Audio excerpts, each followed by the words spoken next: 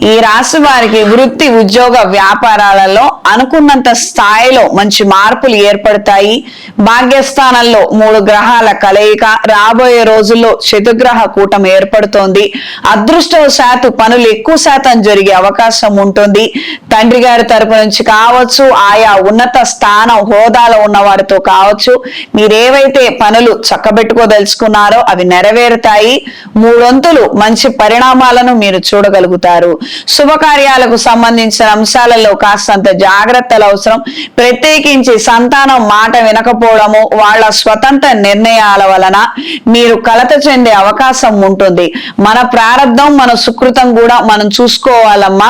ఈ మధ్యకాలం బయట పరిస్థితులు ఏమీ బాలేదు, అందులో చెప్పేదేం లేదు.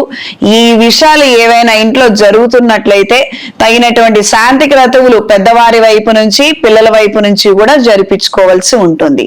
ఈ వారం పరిహారం: శ్రీ ఆంజనేయ స్వామి వారి ఆలయంలో వడమాలను సమర్పించి తమలపాకులను స్వామివారికి సమర్పించి నివేదనగా మీరు ప్రసాదంగా తర్వాత స్వీకరించండి. అంటే తమలపాకులను స్వామివారికి సమర్పించి ఆ తర్వాత ప్రసాదంగా కొన్ని ఆకులను మీరు స్వీకరించండి.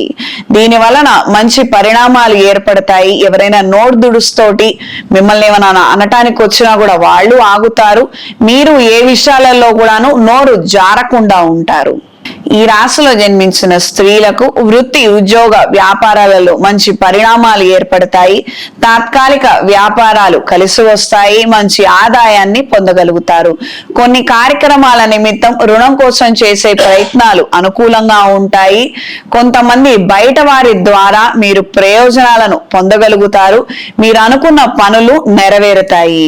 ఈ రాశి వారికి ఈ వారం కలిసొచ్చే రంగు పసుపు, కలిసొచ్చే దిక్కు పడమర, కలిసొచ్చే సంఖ్య 3,